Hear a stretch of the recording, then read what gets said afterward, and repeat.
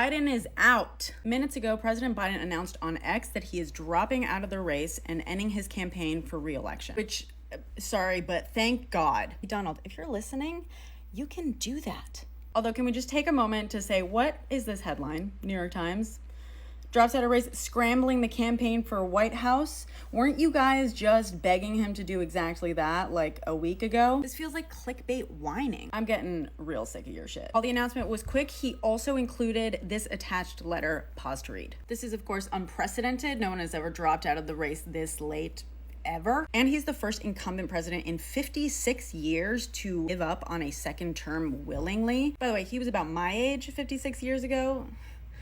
So, the next Democratic candidate will most likely be selected one of two ways, either through a virtual vote in early August or through an open convention, which hasn't happened since 1968, which, by the way, was a total shit show. As I was filming this, Biden endorsed Kamala Harris. This graphic was created before he dropped out, but it still works. The party did have a pre-convention virtual vote planned to nominate Biden starting next week. I believe the earliest vote was going to occur on August 1st. Now it might be delayed or canceled. We don't actually know. If they cancel it, the decision will be made at the convention. That's the open convention. If they do decide to go forward with this digital vote, whoever wins the majority obviously becomes the nominee. If there's no majority winner, then again, the decision gets made at the convention. One thing I haven't seen anyone mention yet, but I personally want to flag, is the fact that the GOP was already trying to keep Biden off of the ballot on the basis that the convention was being held after the official deadline for certain states to have a nominee